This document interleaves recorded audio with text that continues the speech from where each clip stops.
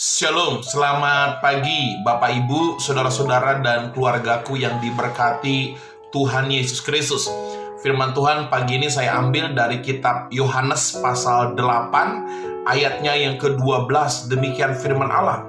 Maka Yesus berkata pula kepada orang banyak, katanya, "Akulah terang dunia. Barang siapa mengikut aku, ia tidak akan berjalan dalam kegelapan, melainkan ia akan mempunyai terang hidup." Bapak Ibu, saudara-saudaraku yang diberkati Tuhan Yesus Kristus, firman Tuhan pagi ini saya beri judul, "Akulah terang dunia." Bapak Ibu, kata "akulah terang dunia" ini adalah sebuah pernyataan yang Yesus ungkapkan kepada murid-muridnya. Yesus memproklamirkan dirinya sebagai terang dunia. Bapak Ibu, sebagaimana kita tahu bahwa dunia tempat kita tinggal itu berada di dalam kegelapan. Gelap, tidak mengenal kebenaran, tidak mengenal terang yang membuat mereka hidup di dalam kemuliaan Tuhan. Dunia ini berada dalam kegelapan, dalam tipu daya si iblis, dalam segala sesuatu yang buruk bahkan menakutkan. Sehingga saudara-saudara, dunia ini perlu terang Tuhan. Dunia ini perlu secercah cahaya yang membuat kehidupan manusia menjadi lebih baik, dan pada akhirnya manusia menemukan kebenaran dan jalan keselamatan. Bapak Ibu, kalau kita bicara mengenai dunia yang gelap, apa maksud dunia yang gelap? Secara sederhana, saudara, saya menulis ada 4 pengertian tentang sebuah keadaan di mana hidup di dalam dunia ini, yaitu hidup di dalam kegelapan. Yang pertama, saudara, dunia penuh kegelapan artinya segalanya serba penuh ketidakpastian. Saudara, dunia ini penuh dengan ketidakpastian, ketidakpastian keselamatan, ketidakpastian hidup bahagia, ketidakpastian jalannya diberkati.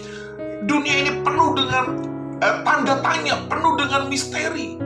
Karena itu saya katakan, saudara, dunia ini berada di dalam kegelapan. Lalu yang kedua, apa makna dunia dalam kegelapan? Dunia ini selalu hidup dalam kekhawatiran. Bapak Ibu, saudara-saudaraku, waktu kita hidup dalam dunia ini, kita dikhawatirkan tentang sandang, pangan, dan papan. Kita dikhawatirkan tentang kebutuhan kita. Bahkan kita dikhawatirkan tentang keselamatan. Bapak Ibu, dunia ini berada dalam kegelapan karena hidup di dalam kekhawatiran. Yang ketiga, dalam kegelapan artinya banyak melakukan kesalahan dan dosa. Saudara, terlalu banyak manusia-manusia dalam dunia ini hidup di dalam kegelapan, di mana mereka melakukan dosa, melakukan pelanggaran, melakukan kejahatan-kejahatan, dan mereka tidak segan-segan melakukan kejahatan demi mencapai sesuatu yang mereka rindukan. Yang keempat, manusia hidup di dalam dunia yang gelap artinya manusia tidak pernah memiliki rasa malu akan dosa dan pelanggarannya. Bapak Ibu, sekarang dosa menjadi sesuatu yang biasa.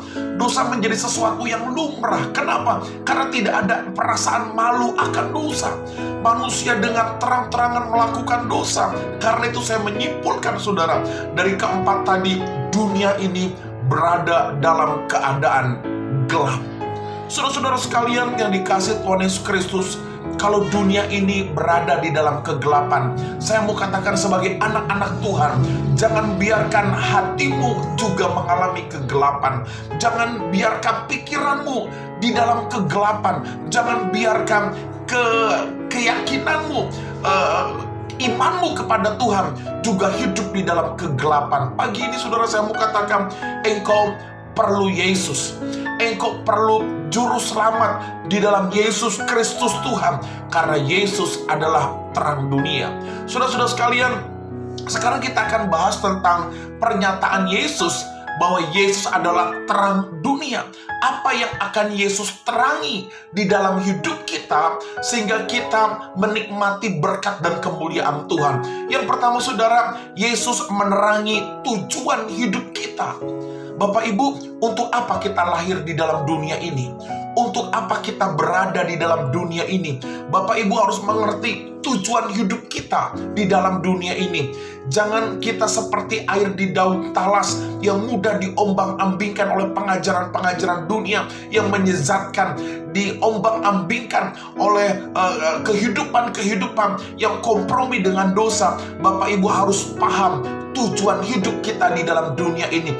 Yesus Kristus yang adalah terang dunia, Dia menerangi tujuan hidup kita sampai kepada kekekalan. Lalu yang kedua, saudara, apa yang Yesus terangi di dalam kehidupan kita? Yesus menerangi cara pandang kita. Seringkali cara pandang kita mentok karena masalah. Seringkali cara pandang kita buntu di tengah-tengah masalah. Ketika kita mengakui Yesus sebagai Tuhan dan Juru Selamat, Dia terang dunia. Dia siap menerangi cara pandang kita. Cara pandang kita terhadap masalah. Cara pandang kita dalam kehidupan. Cara pandang kita dalam pelayanan. Yesus terangi sehingga kita menikmati segala berkat dan kemurahan Tuhan. Lalu yang ketiga, apa yang Yesus terangi dalam hidup kita? Yang ketiga, Yesus menerangi keputusan kita untuk melayani Dia. Bapak Ibu, keluargaku, seringkali kita tidak tahu apa yang menjadi tugas dan tanggung jawab kita sebagai orang-orang percaya.